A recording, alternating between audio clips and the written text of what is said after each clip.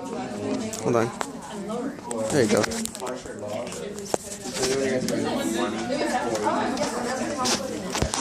Hello guys, my name is AJ. Today I'm going to be giving you guys a speech on the evidence of the Bible, and why we can trust the Bible.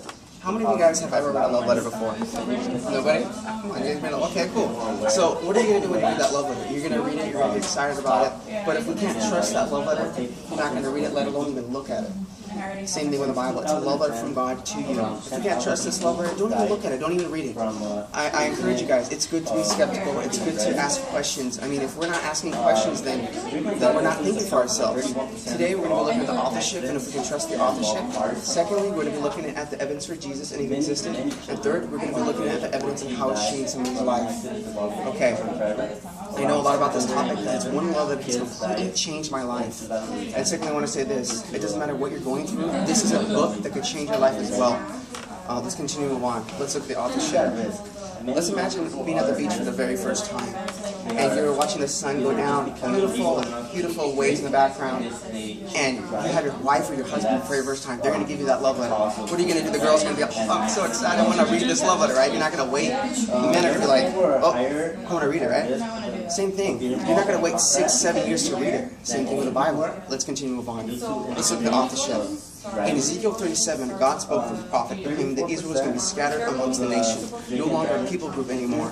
Now that's like someone walked in and they knocked on the door and they're like, hey, you guys are college students, we're friends in here, and they walk outside and they're like, you're not going to be friends anymore, but you're going to become friends again. God spoke through prophet, and that's what we call prophecy.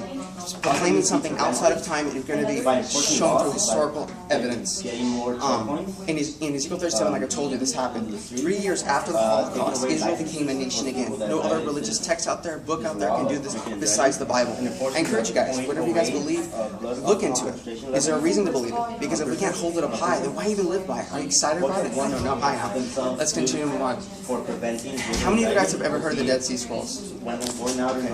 Well, what is that? Well, in Jerusalem, they found artifacts, ancient texts, proclaiming that this is something that you can hold up high. In fact, if I took out this Bible right here and compared it to one of the Dead Sea Scrolls, that same exact message would be in contact with that. This is not cited, but there's like many evidence. And those ark exists. There's a lot of evidence. Let's continue to move on. Did Jesus exist? Because if Jesus existed, therefore we can trust the Bible. Now, how many guys like Lil Wayne, or like some of you guys like I don't know what you guys are into, but if you were to compare Lil Wayne or to like a famous atheist, Richard Dawkins, this would be true. This man named Roman Taxis proclaimed that he said Jesus existed, and you can look this up. You can look at the evidence, and that would be the same thing. He didn't like God, he hated God, he didn't really care for him, and he compared and he said this existed.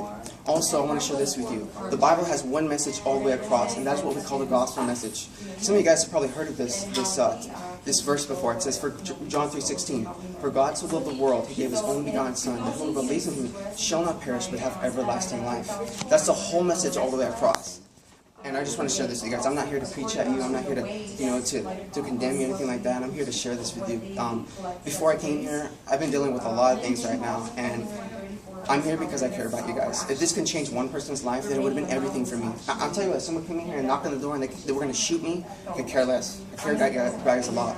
Let's move on. How has it changed somebody's life? I'm going to show you guys my testimony. Before I met Christ, I was a street racer. Age 12, I tried to commit suicide. My life was a mess. I was always trying to fit in. I was like, man, I'm never good enough. I got to dress like this, or I got to be like this, or I got to work out like this. In 2012, at 19, I got stuck in my house with an upper body movement disorder. The medication they placed on me at the age of 12, I figured out the same salt that was in looking bad was in the medication. It mentally damaged my brain. I was stuck in my house for 1 year, moving around with severe spasms. I thought my life was over. I'm like, this is it. Eventually I was able to live again, but I'm like, man, there's still something missing. Like, life must be a gift, right? But the Bible says eternity is placed in your heart. I'm like, man, my mom had a stroke, and I'm like, man, what's going on here? Eventually, I gave my life to Christ in 2012, and he's completely changed my life. Guys, I wasn't nice like I am now. I was a jerk. I could care less about you guys. As of today, I stand before you, a new person. He's completely changed my life, and I tell you what, you guys are so amazing to me. You guys mean a lot to me. I'm really blessed to be in this class with you guys. And I want to end with this. The Bible says that neither death nor life can separate us from the love of God. And my question to you guys, do you have that love? This is one love that I can't live without. And I hope that you guys look into the evidence of what you guys believe. Look at the evidence for what you're going to school for, because if we don't look at the evidence and there's no outward change, then there's really no reason to follow it. And lastly, I want to say this: don't get discouraged. You guys are going through a lot in college. It's hard. It's really stressful. But I mean, this is one lever I can't live without. God bless.